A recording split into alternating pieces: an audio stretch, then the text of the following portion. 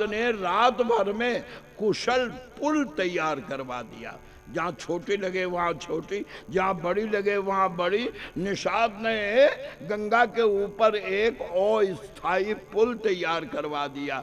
तुलसीदास लिखते हैं, प्रात पार भय एक ही खेवा, एक बार में ही सबके सब उस पार हो गए। और आगे बढ़कर भरत ने निषाद को गले लगाकर कहा, जो राजा महीनों में नहीं कर सकते हैं वो काम तुमने रात में करके दिखा दिया है। कहते हैं, तोषे राम सखा की सेवा। गोस्वामी जी कहते हैं, राम सखा निषाद की इस सेवा से भरत संतुष्ट हुए। और अब भरत ने सोचा, क्या जब पैदल चले थे तो कौशल्या ने जिद करके इन्हें रथ पे बैठा लिया था, यात्रा में बाधा न पड़े, चुपचाप बैठ गए थे। लेकिन अब भरत ने सोचा, गंगा पार हो करके तो सुमंत रथ लेकर चला गया था, गंगा तक तो राम भी रथ पर आए थे, इसलिए मैं भी रथ पे आया तो कोई दोष नहीं। लेकिन गंगा पार तो राम पैदल गए, अब अगर मैं रथ पर बैठूं तो अधर्म। लेकिन लोग मानेंगे नहीं, तो एक चतुराई की। बोले क्या? बोले निषाद और शत्रुघ्न इन दोनों से गुरुदेव के पास पहुंचे। बोले, गुरुजी सब लोग नहा चुके, तुम नहीं नहाए? भरत ने कहा, हम सबको पूछ रहे थे नहाया नहाया, तो सबके पूछने में मैं तो अभी मुंह भी नहीं धोया हूँ, तो मुझे देरी होगी और धूप में कष्ट होगा।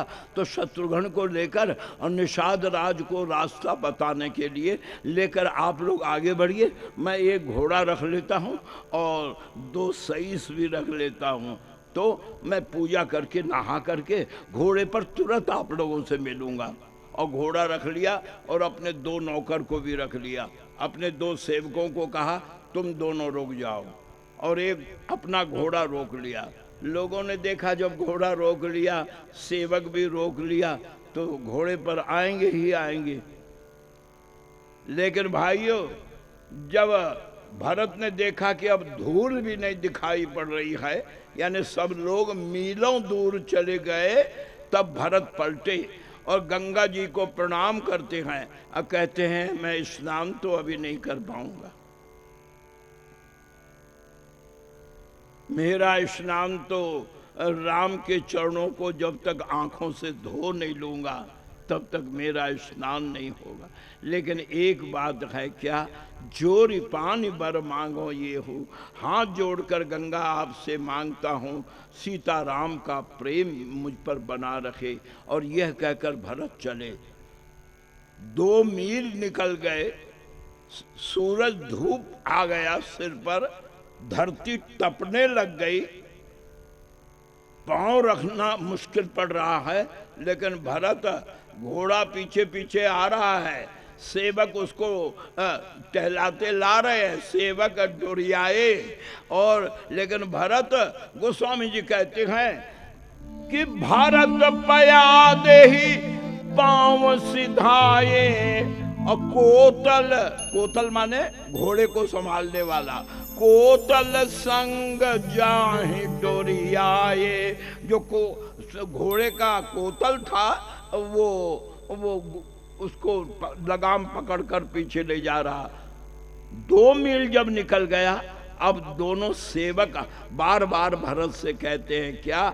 कहाँ सुसेवक 12 हो ये नाथ अश्व अस्वारा। प्रभु घोड़े पर बैठिए, पृथ्वी जल रही है, पांव में छाले पड़ जाएंगे, घोड़े पर बैठिए। पहले तो भरत ने 2-4 बार अनसुना कर दिया। प्यारे भाइयों, श्रद्धामयी माताओं, लेकिन बार बार जब सेवकों ने आग्रह किया, कहाँ सुसेवक 12, जब बार बार आग्रह किया तो भरत जी गुस्से में आकर कहते हैं, एक बात पूछूं क्या? जब भैया पैदल गए थे तो क्या घोड़ों की टांग टूट गई थी या तुम्हारे जवान में लकवा मार गया? उस समय किसी ने उनसे नहीं कहा कि पैर में छाले पड़ जाएंगे, आप पैदल मत जाइए। अरे मूर्खो, मालिक ने जहां पांव रखा है सेवक को तो वहां सिर रखना चाहिए।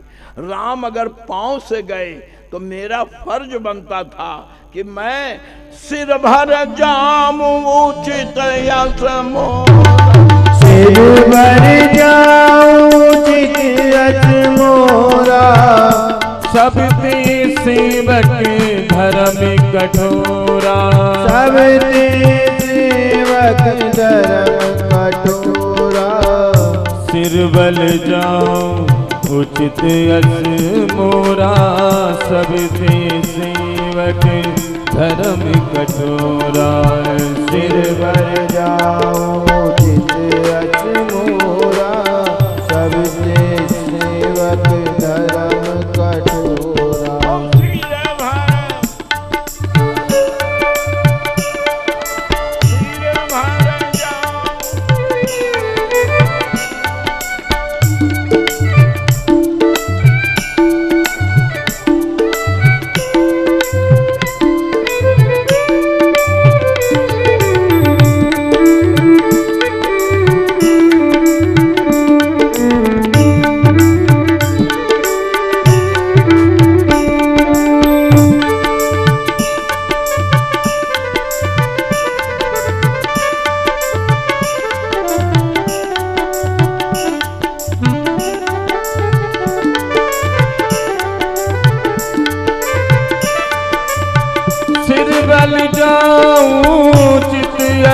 मोरा, सिर भर जाऊं उचित यश मोरा, सब ते सेवक धर्म कठोरा, सब ते सेवक धर्म कठोरा। गोस्वामी तुलसीदास जी महाराज कहते गए, संसार में धर्म तो अनेकों हैं। पुत्र धर्म है, ध्यान देना, पुत्र धर्म है, मित्र धर्म है, गुरु धर्म है, स्वामी धर्म है, राजा धर्म है, प्रजा धर्म है, पर सब धर्मों में सबते सेवक धर्म कठोर है। सेवक का धर्म सबसे ज्यादा कठोर है। और आज सेवकों का बाढ़ आया हुआ है। लाखों रुपया खर्च करके कहते हैं हमको सेवक मान लीजिए। सेवक माना नहीं जाता है, सेवक होता है।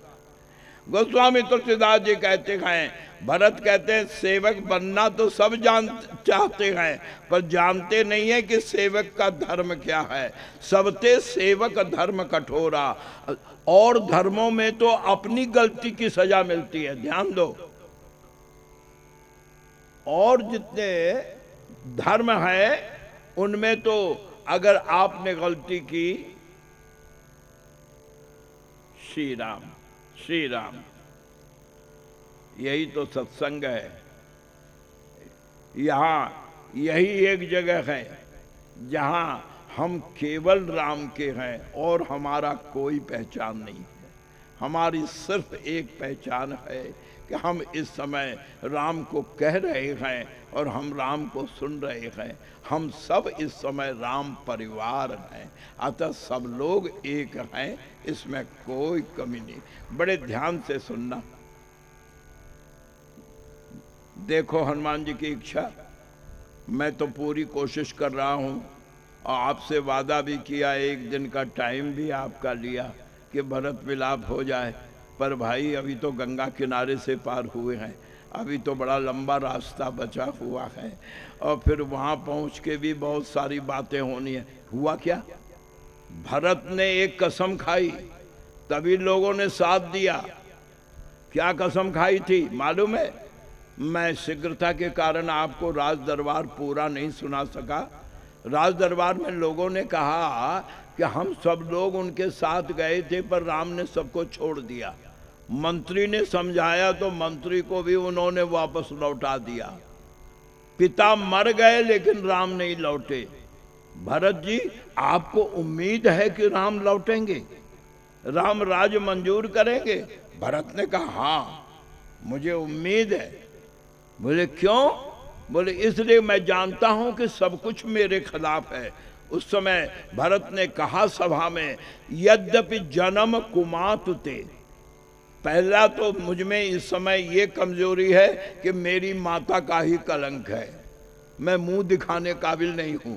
तो पहला तो ये, यद्यपि जन्म कुमातुते, अब मैं 60 सदा सदोष, मुझ में केवल दोष ही दोष है, लेकिन फिर भी आपन जानी न त्याग ही मोहि रघुवीर भरोस। मैं चाहे कैसा भी हूँ लेकिन ठाकुर तो मेरे हैं न, बस इसलिए मुझे भरोसा है कि जब मैं चरणों में जाकर गिरूंगा तो भैया मुझे उठाकर गले से लगाएंगे। जब मैं चरणों में गिरूंगा मुझे अपने भाई पर भरोसा है। कहाँ है ऐसा भाई? भरत कहते हैं मोहि रघुवीर भरोस, दुनिया मेरे खिलाफ है इस समय, किस्मत मेरी खिलाफ है, माता मेरी खिलाफ है, लेकिन फिर भी मुझे अपने भाई पे भरोसा है कि यद्यपि जन्म कुमातुते मैं 60 सदा सदोष है। और मैं कसम खाता हूँ, क्या अगर जंगल में भैया से मुलाकात हो गई, अगर जंगल में राम से मुलाकात हो गई, तो मैं रघुवंश में वादा करता हूँ, क्या आशीर्वाद दीजिए। सबकी ओर देखकर भरत ने कहा आशीर्वाद दीजिए, क्या आयसु, आप लोग आज्ञा दीजिए कि मैं राम के पास जाऊं। अकेला जाऊंगा तो मुझे बल नहीं रहेगा, जनता का बल चाहिए। तो आप आशीर्वाद दीजिए कि क्या आयसु और आशीष देहु सुवानी, और मैं वादा करता हूं, क्या अगर राम से मुलाकात हुई तो आवहि बहुरी राम राजधानी, राम को राजधानी में अयोध्या में वापस आना होगा। सुमंत मंत्री ने मुंह पे हाथ रखा, भरत भैया इतनी बड़ी बात मत बोलिए, राम नहीं लौटेंगे। बोले आप बोलते हैं ना, मैं भी तो देखूं कि मुझे क्या जवाब देते हैं। जब मैं कहूंगा कि भैया अगर मुझ पे भरोसा था तो मुझे आने देते तब घर से निकलते, मुझे आने देते तब घर से निकलते, मेरी गैर हाजिरी में तुम घर से निकले कैसे? मैं तो ये पूछूंगा कि मैं मौजूद नहीं था, तुमने घर से नाता तोड़ा कैसे? मुझे मेरी गलती तो बता देते कम से कम, मैं पूछूंगा। मोहि रघुवीर भरोस, मुझे भैया पे भरोसा है। लोग कहते हैं ऐसा? हाँ, आपको भरोसा, लौटेंगे लौटेंगे, अगर मेरी मुलाकात हो गई तो लौटेंगे। देवता कहते हे भगवान। तुरंत सब देवता पहुंचे अपने गुरु बृहस्पति के पास, और बृहस्पति से बोले क्या गुरुजी, आपकी जितनी तपस्या हो उतनी तपस्या लगा दो। क्यों, क्या हुआ? अरे बोले अनर्थ हो गया। राम जी का वादा जरूर है कि मैं जंगल जा रहा हूं, लेकिन भरत के भाव को वो नहीं तोड़ सकते हैं। अगर भरत उनके आगे रोएंगे तो भरत का रोना वो नहीं देख सकेंगे, और अगर कहीं राम लौट गए तो फिर हमारे काम का क्या होगा? तो गुरु ने कहा कि तुम लोग चाहते क्या हो?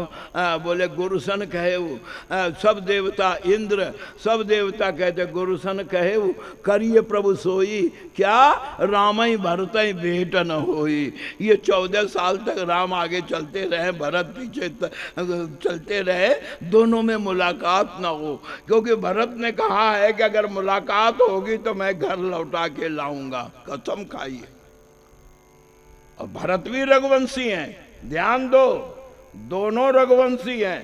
राम की कसम है कि अयोध्या नहीं लौटूंगा, और भरत का कसम है कि अगर मुलाकात हो गई तो लौटा कर रहूंगा, लौटा कर रहूंगा। देवताओं ने जाकर अपने गुरु बृहस्पति से कहा क्या गुरुसन कहे करिए प्रभु सोई, रामई भरतई भेंट न हुई, इनकी मुलाकात न हो। भरत ने इंद्र से कहा एक बात पूछो, क्या तेरी कितनी आंखें हैं? लोगों को 2 आंख होता है, तेरी कितनी आंखें? आप लोगों को शायद मालूम होगा, इंद्र को सहस्त्र नयन कहा जाता है। ये अहिल्या की कहानी है, माने 1000 आंख है इंद्र को। तो गुरुदेव कहते हैं मूर्ख, दो आंख वाले के आगे अगर ठोकर होता है तो वो बचता है कि बाप रे, अगर आगे बढ़े तो माथा फूटेगा, सामने पहाड़ है। और तेरे 1000 आंख भगवान ने दिया है, लोचन सहज सहसन सूझ सुमेरु। तू कहता भारत को मैं रोकूं? अरे गुरुजी, हम लोगों ने तो राम को रोक लिया, राम का राज हो रहा था, हम लोगों ने षड्यंत्र करके उनको जंगल भेजा। बोले राम को तुमने जंगल भेजा तो राम ने तुम्हें माफ कर दिया। बोले क्यों? ये राम का स्वभाव है। सुन सुरेश रघुवीर स्वभावु, निज अपराध रिसाही न गाऊ।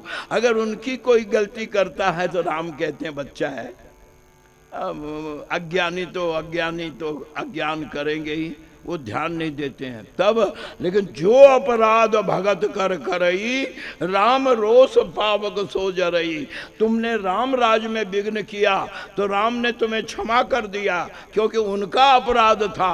अब अगर भरत को तुमने मिलने से बाधा पहुंचाई तो याद रखो, रावण तो बाद में मारेगा, पहले राम से मिलने में आप बाधा उपस्थित करें, चाहे सारी तपस्या लगानी पड़े।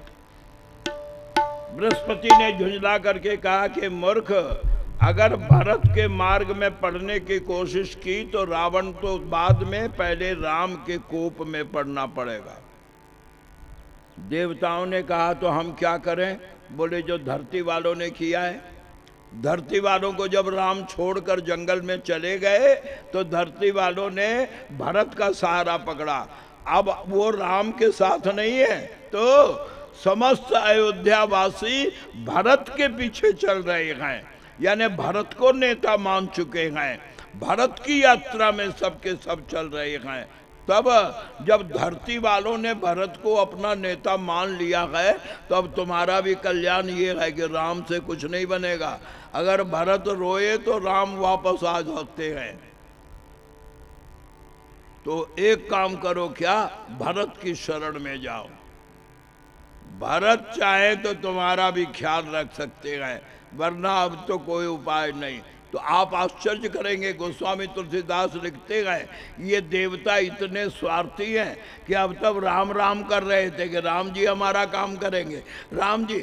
लेकिन जब देखा राम से काम नहीं बनेगा, भरत से बोले हमारा राम से क्या मतलब, तो हम तो भरत भैया की पार्टी में हैं, हम तो भरत भैया। भरत शरण सब गे मन माही। तुलसीदास कहते जितने देवता हैं राम शरण छोड़कर सबके सब भरत शरण सब के मन माही, सबके सब भरत जी की शरण में गए। अभी तक कह रहे थे बोलो राजा राम की जय, लेकिन अब बोल रहे बोलो भक्त शिरोमणि भरत की, बोलो भरत भाई की। प्यारे प्रभु प्रेमियों,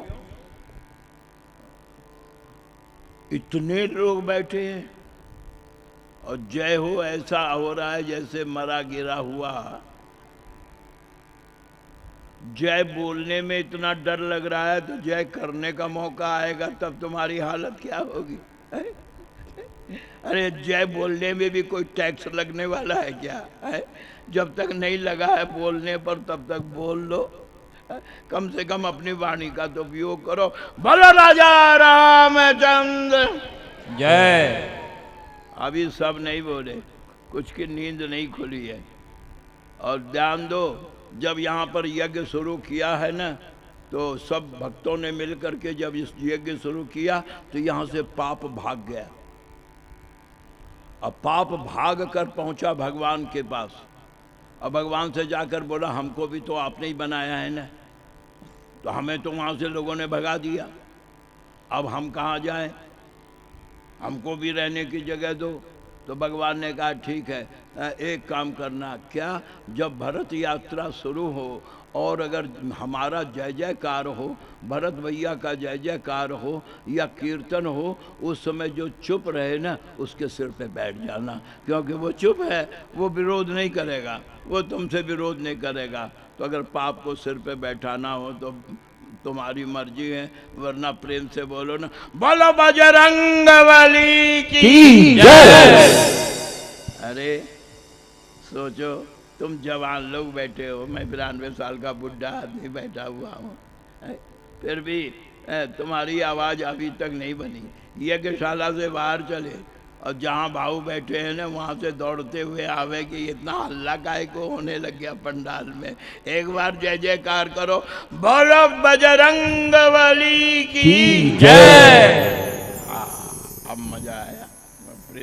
श्री राम जय राम जय जय राम, श्री राम जय राम जय जय राम, श्री राम जय राम जय जय राम, श्री राम जय राम जय जय राम, जय राम जय जय राम, राम जय राम जय जय राम, श्री राम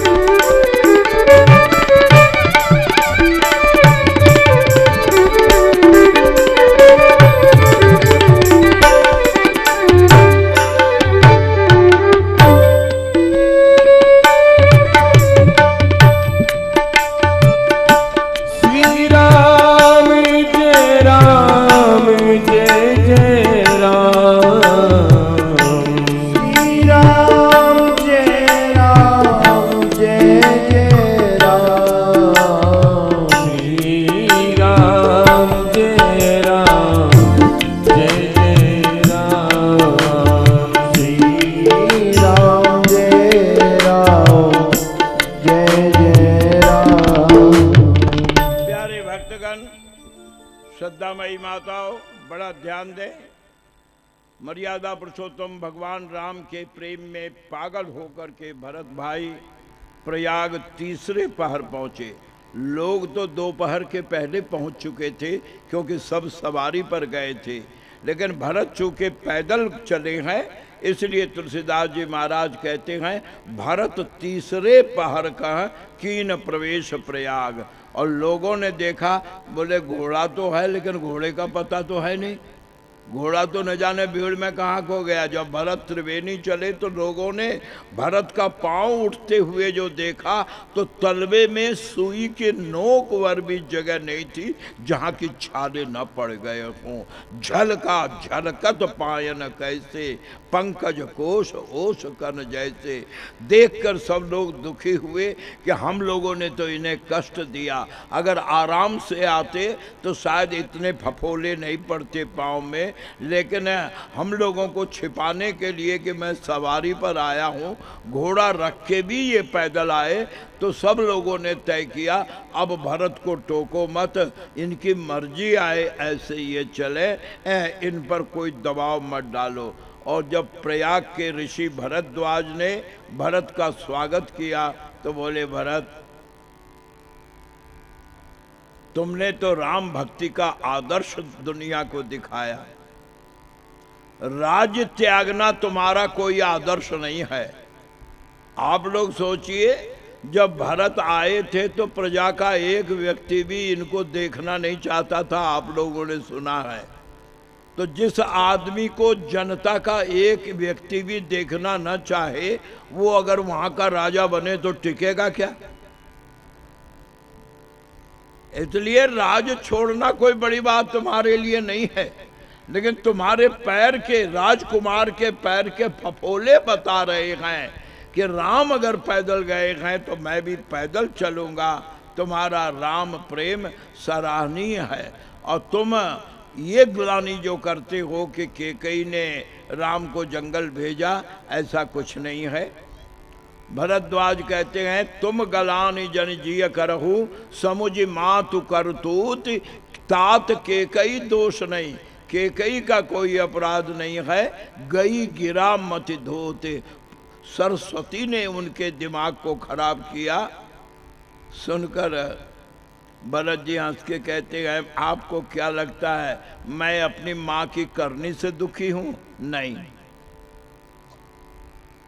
बड़े ध्यान से सुने।